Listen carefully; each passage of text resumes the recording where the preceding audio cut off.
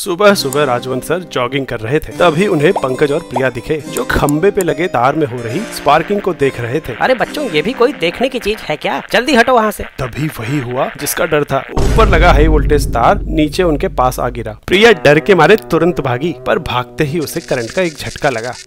हाय रे, मैं तो पूरी हिल गई। ये तार से दूर खड़ी थी, फिर भी इसे करंट लग गया। मैं पास खड़ा हूँ, फिर मुझे झटका क्यों नहीं लग रहा? वाह बेटा, मुश्किल घड़ी में भी क्यूरियोसिटी। वहीं खड़े रहो, भागना नहीं। सर, बिना भागे यहाँ से कैसे निकलूं? करंट हवा से तो आया नहीं, तो जरूर जमीन से ट्रैवल कर रहा है। तो मुझे क्यों नहीं लग रहा? उसी वजह से जिस वजह से इस तार पे बैठी चिड़िया को करंट नहीं लगता।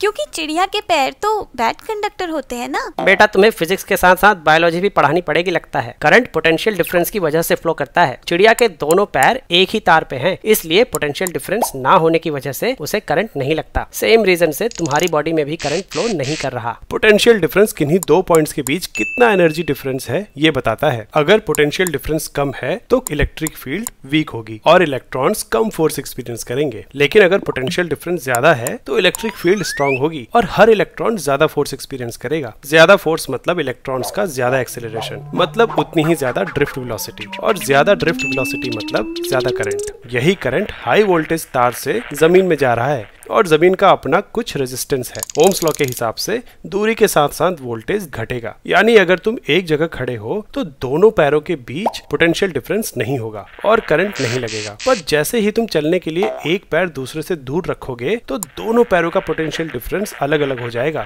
और बॉडी से करंट फ्लो करने लगेगा। मतलब पैर ज्यादा दूर नहीं रखने हैं। हाँ, दोनों पैर पास रखो और कंगारू की तरह फुदक फुदक के वहाँ से निकलो।